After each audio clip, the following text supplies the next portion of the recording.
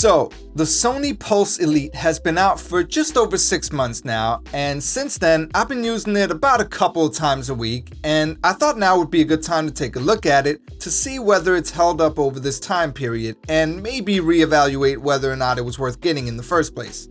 So, in this video, I'm going to go over some of the pros and cons of the headset, tell you a little bit about how I've been using it, whether or not I think it's worth buying today, and what you can expect if you do so. But before we get to that, if this is your first time here, then hi, my name is Alex and I like to talk about tech. If you're a fan of unbiased and unsponsored reviews, then this is definitely the channel for you. At least until I grow large enough to get a sponsorship from GroveMade, after which every video will feature me trying to convince you to take out a second mortgage on your house in order to afford a new desk mat. But until then, hit that subscribe button and let's get into it. So the first thing you'll notice when looking at these headphones is the design. Now, obviously, whether or not you happen to like the design is a matter of personal preference, but I happen to think it looks pretty good. The sleek curved edges and bold black and white contrast certainly is stylish. It's just a matter of whether or not you're a fan of that style. It does feel like a good match for the PlayStation itself, as well as the default DualSense controllers, so unless you've opted to change out the plates on your PlayStation, it'll look right at home next to it. But while they do look super nice when viewed in isolation, once you put them on, now you look like a giant dork. The way they curve out towards the middle of your head gives you a sort of exaggerated pear shape, and not in a flattering way. It kind of reminds me of the Ant-Man helmet, but not the cool new Paul Rudd Ant-Man helmet. No, I mean the old classic one that actually looks like an ant, but nerdier. I don't know, maybe it's just the way my head is shaped, but let's just say that while I feel just fine wearing these bad boys at home, I don't think I'd ever rock them while out and about in the real world. The build quality of the Pulse Elite is honestly very premium feeling in spite of its somewhat mid-range price. That being said, there are two main gripes I have with it in this category, both of which relate to the ear cups. First, the outer shell of the ear cups is made from this hard plastic which looks fine on its own but is very susceptible to scratches, meaning it doesn't take much for it to look a bit worn.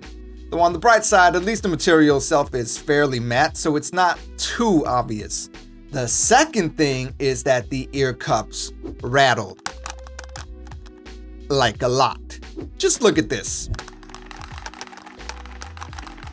But this does seem to be a deliberate trade-off made by Sony with the intention of having the ear cups be a lot more comfortable when you're wearing the headphones, as they adjust to the shape of your head almost effortlessly. Meaning that these headphones are, honestly, pretty goddamn comfortable. I don't really do a lot of super long gaming sessions these days since I just don't have time for it, unfortunately. But on the rare occasions that I have been wearing them for hours on end, I haven't felt any discomfort at all, outside of maybe a little sweat buildup, but that comes with being a sweaty nerd, I guess. Hidden inside the left side of the headset is a microphone, which frankly feels like a brilliant solution to me. You can pull it out for when you need it, and once you're done saying absolutely despicable things to your fellow humans in Call of Duty, you can either mute it by pressing a button on the microphone itself, or just slide it right back into its hideaway spot. The sound this thing produces isn't all that great, to be honest, but it does have some pretty good AI-assisted noise rejection built into it, which is able to mute most of the ambient noise around you pretty well. But as far as microphones go, there are headphones out there that will give you way better results, even in that price range. Since we're on the subject of sound anyway, let's talk about what is arguably the most important thing about any set of headphones, the audio experience. And look, I'll give you the required caveat up front here. In spite of being a lifelong musician who has dabbled in audio engineering and sound design as well, I am by no means an audiophile. Hell, my daily driver earphones are actually a set of cheap knockoff AirPods I got off of Temu for like $8, which aren't great, but I still have no trouble using them all day long. So yeah, I'm obviously not the most critical person on earth when it comes to this stuff. But all that being said, the Sony Pulse Elites do sound very good. Sure, they're not the best headphones on the market, and depending on what you prefer, there might even be better choices for you in that same price range. If you're someone that loves a deep thumping bass, for example, then these things are not for you. However, when it comes to clarity and overall sound experience, they are absolutely amazing. The spatial audio these things produce is, bar none, the best I've ever experienced, at least while playing first-party games on the PS5. When I first booted up God of War Ragnarok and heard every little crunch of grass being flattened under Kratos' feet, the subtle sprinkle of water flowing nearby, and the countless other little details in the background, it was maybe the most immersed I've ever been in a game. I swear to God, I damn near cried. This was like finding God. It was like the closest I've come to a religious experience outside of the birth of my daughter. I may be exaggerating just a tiny bit here, but trust me guys, it was amazing. Look, Sony set out to make a pair of headphones that pair up well with the PlayStation 5, and while they did a pretty good job on the visual side, they absolutely nailed it when it comes to how these things sound, at least in their first-party games. But that doesn't mean they're perfect.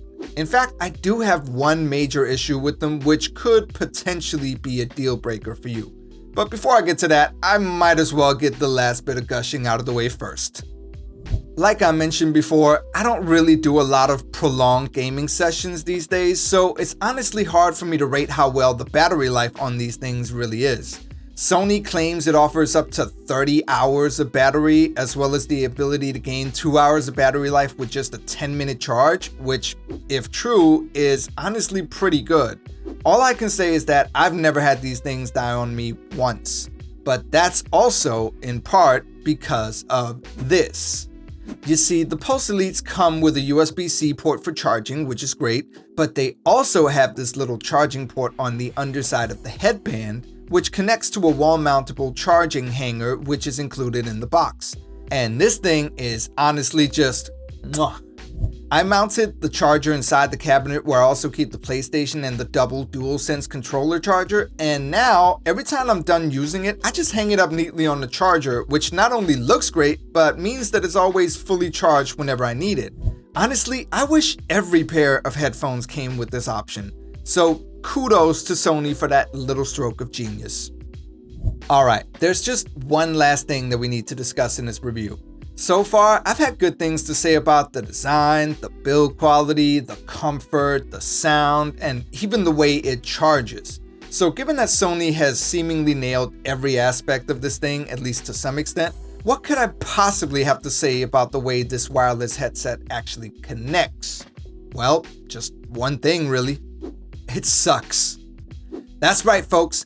I'm gonna do something that's totally unheard of on YouTube in 2024. Shit on Sony. So basically, the Pulse Elite connects either via Bluetooth, which you can use with any of your devices that support it, or by using the proprietary PlayStation Link dongle, which gives you the best possible experience by far, when it works. You see, the first couple of weeks I had this headset, I kept experiencing a couple of issues. First, there was a tiny bit of noise coming from one of the ears, kind of like a light shimmer almost. It wasn't super loud, but it was enough to be distracting once I noticed it, and it would just sort of happen every now and then, sometimes for a few minutes, sometimes a lot longer. And then my headphones started to disconnect frequently. As it turns out, at least some part of the issue seems to stem from overheating. You see, I have the PlayStation 5 Slim, which only has USB-C ports on the front, and since the dongle is USB-A, I had to connect it in the back. But if you own a PS5, you know that the back of that thing gets, as One Below once put it, hot enough to make the devil cop a lemonade. If any of you got that reference, by the way, comment down below because you're now my new best friend. Anyway, the dongle would overheat and the connection would crap out. So in order to fix it, I actually bought a USB extension cable and ran it from the port in the back to out in front of the PlayStation over here. And this works mostly fine. I still experience random connectivity issues, although not as frequently as before, and at least the shimmery sound artifact seems to have been fixed by me moving the dongle.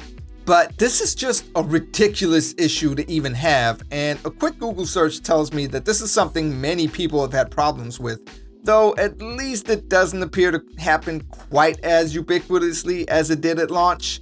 But then I've also connected the headphones to the TV itself via Bluetooth for when I want to watch something without waking up the whole house, and this has also led to random disconnects, sometimes every few minutes. So honestly, I'd say this is one area Sony really needs to improve before launching the next version of this thing if they ever do make another pair of Pulse Elites.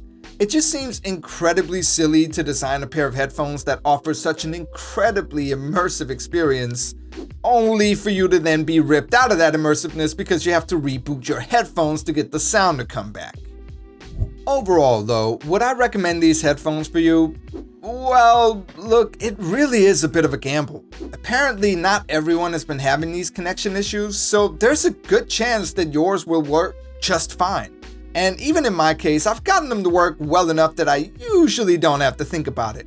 And with the great sound design, built-in charging mount, and overall comfort and durability of these headphones, I'd say they're a pretty good buy for anyone who's looking to take their PlayStation 5 experience to the next level without waking up the rest of the house.